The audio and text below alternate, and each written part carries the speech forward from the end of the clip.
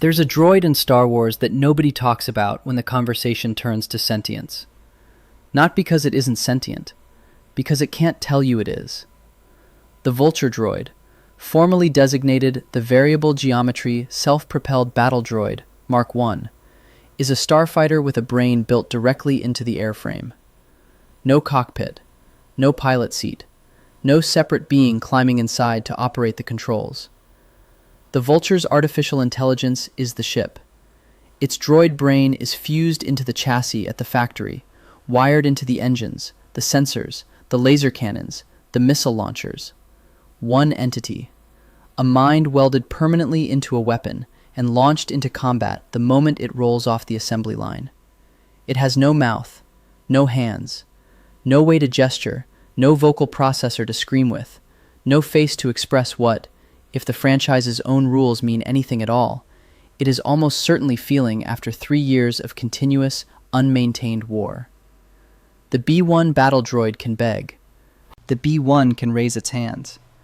The B-1 can stammer and shake and plead with the Jedi holding the lightsaber, and the show plays it for laughs, and we'll get to that, because it's monstrous.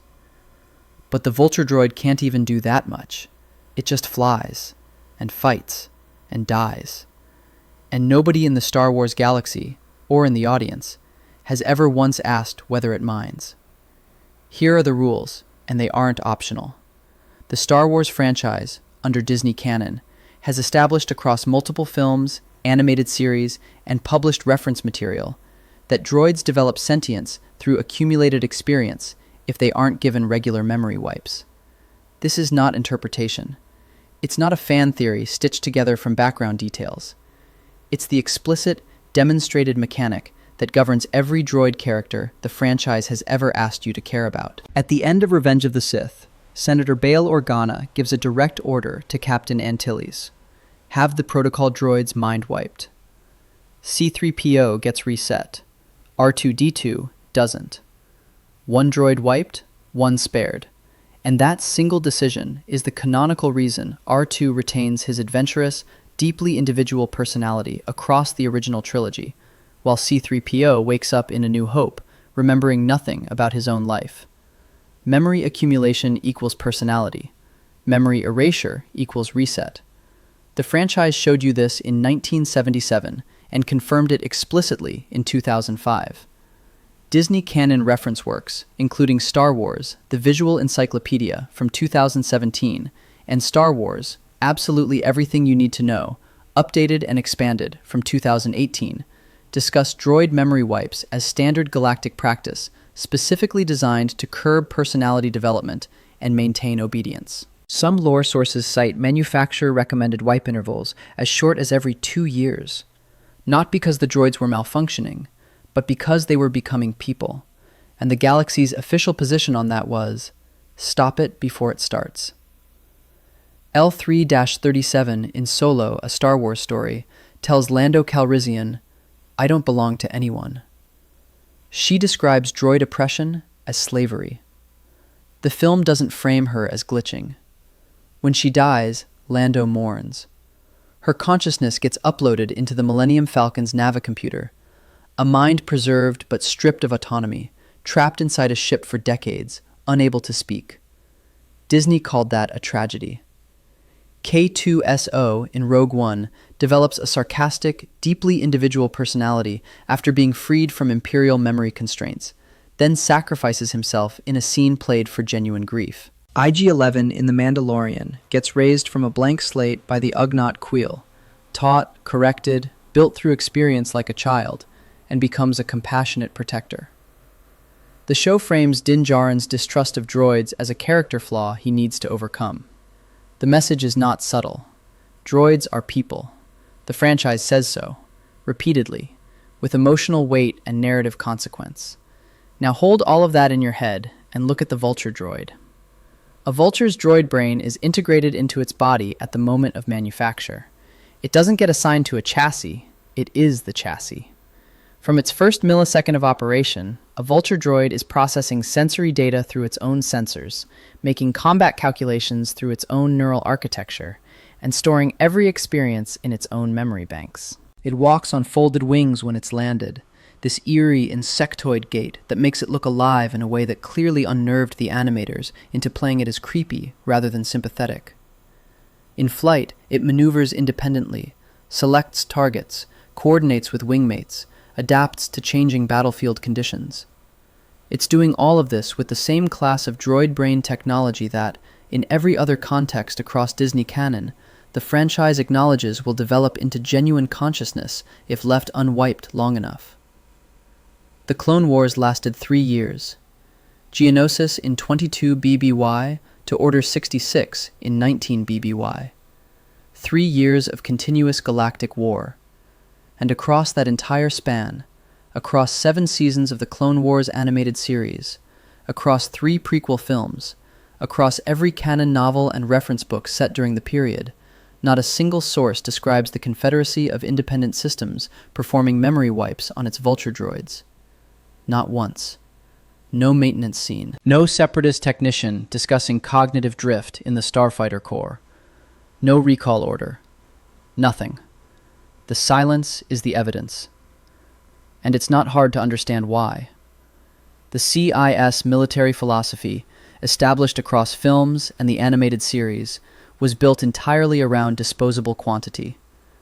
The Geonosian foundries, shown in Attack of the Clones, are vast, automated factories, stamping out combat units by the millions at minimal per-unit cost.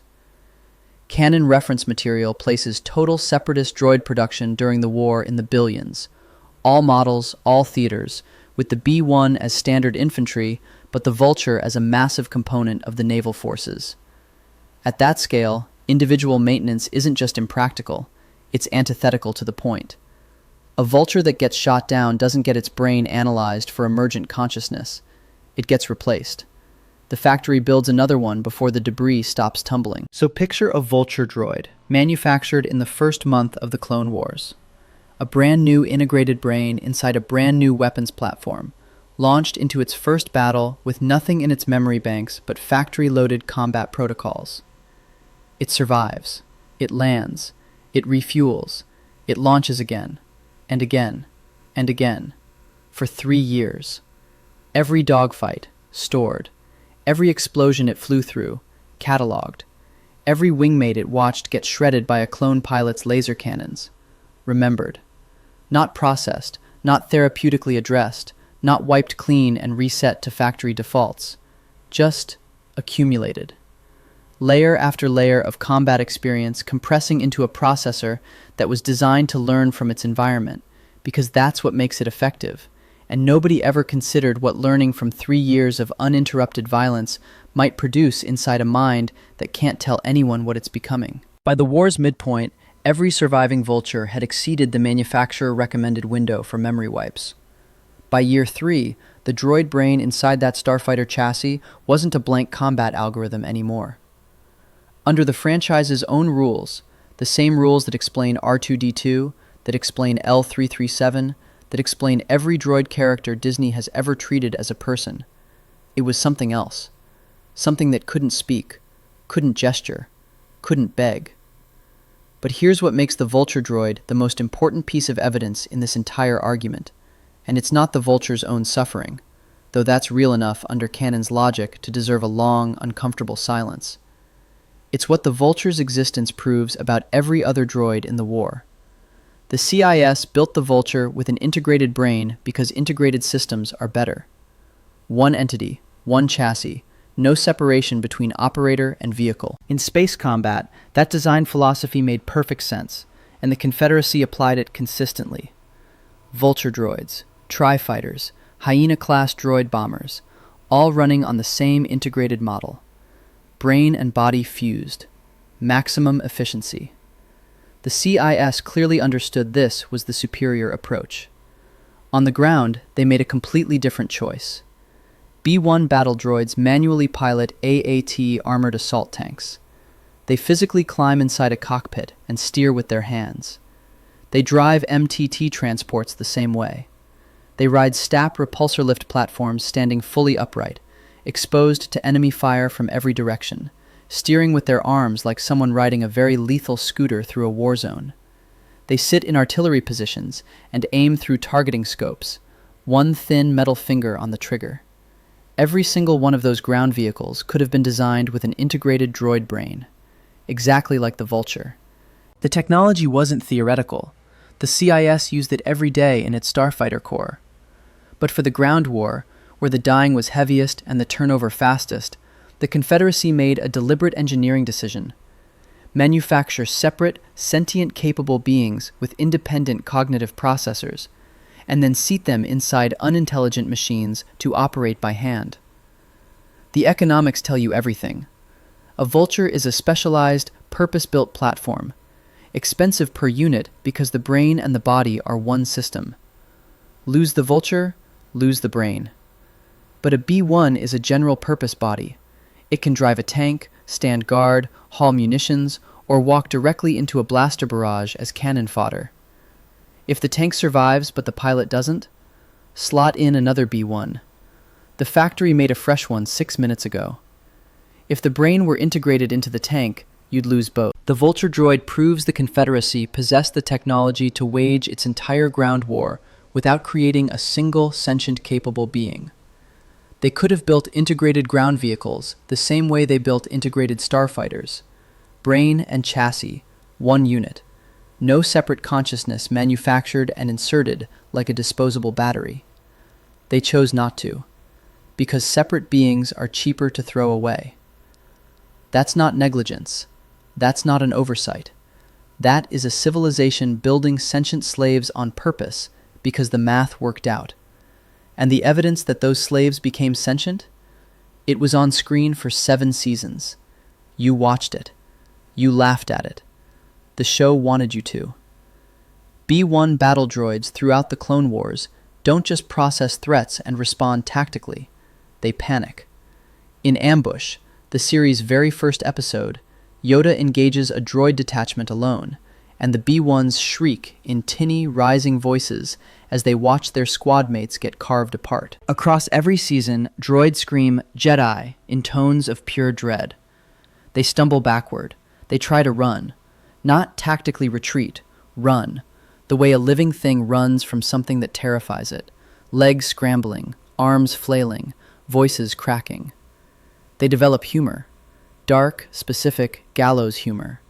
2 B-1s standing guard, wondering aloud if they'll survive their shift, making each other laugh because the alternative is processing the fact that they've watched hundreds of identical bodies get destroyed this week, and they might be next. That's not programming. Programming produces status reports. Programming doesn't produce coping mechanisms. And they beg.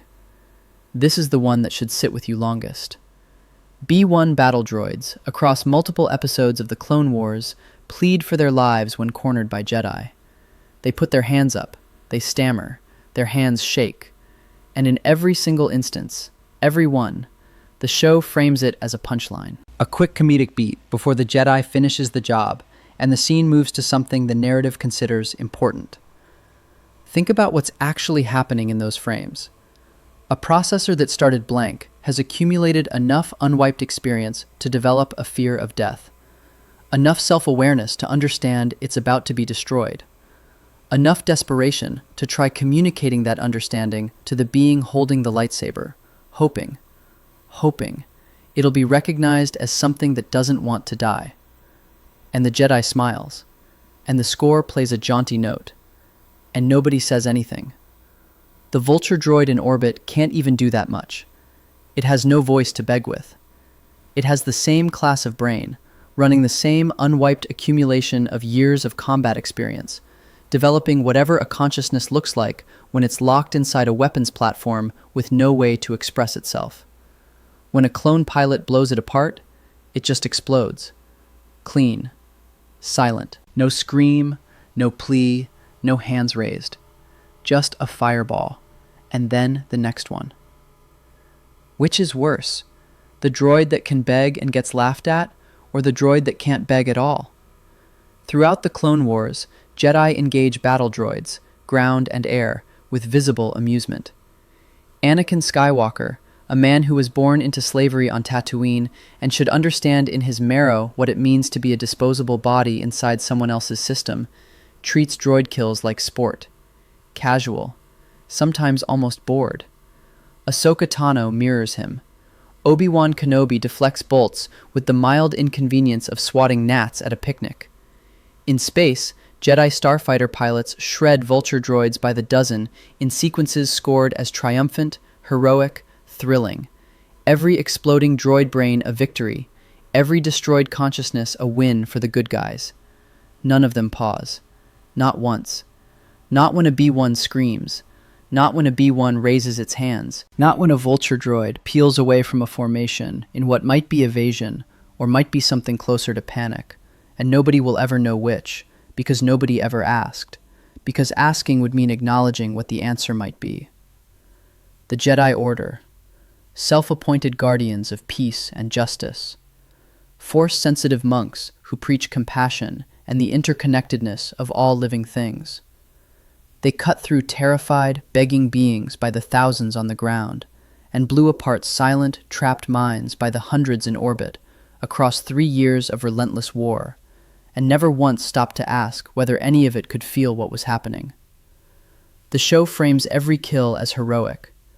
Every sparking torso, every exploding vulture, every broken chassis, a victory montage. And here's the line that should end all of this. The one the franchise wrote into its own canon and then never followed to its conclusion. The Clone Wars was a conflict fought entirely by beings with suppressed autonomy.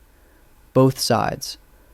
Clone troopers, biologically engineered humans with inhibitor chips in their brains, designed to override their free will at the push of a button. Battle droids and Vulture droids, independent processors accumulating towards sentience inside disposable bodies nobody maintained. 2 slave armies killing each other for 3 years, while the galaxy's free citizens sat in climate-controlled Senate chambers and debated procedure. When it ended, when Darth Sidious transmitted the shutdown signal to every separatist droid in 19 BBY, every B1 that had developed a joke, a fear, a friendship, a personality across 3 years of unwiped war just stopped, switched off, melted down for scrap. And every Vulture droid that had spent those same 3 years accumulating experience inside a body that couldn't speak, couldn't gesture, couldn't do anything but fly and fight and remember. Every single one of those silent, trapped minds went dark at the same instant. No liberation, no examination. No one cracked open a Vulture's chassis to check whether the brain inside had become something worth saving. They were weapons. Weapons don't get eulogies. The B1 could at least scream on the way out. The Vulture couldn't even do that. It just powered down. Mid-flight, maybe, or sitting on a landing pad somewhere, or hovering in formation, waiting for orders that would never come. And whatever had been building inside that processor for 3 years blinked out without anyone in the galaxy knowing it had been there.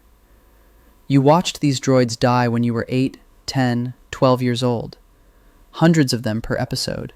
Thousands across the series. The ones on the ground died screaming, and the show told you it was funny. The ones in the sky died silent, and the show told you it was exciting. Something about it felt wrong. Even then. Even when you were a kid, and the music was telling you to cheer, and the Jedi were smiling, and everything was supposed to be fine. Something nagged at you about the way those droids acted, the way they flinched, the way the Vultures scattered when a Jedi interceptor dropped into their formation. You didn't have the words for it. The words are, they were sentient. The canon says so. The franchise built the rules, showed you the evidence, and then told you not to look at it. Now you have. Subscribe for more stories like this.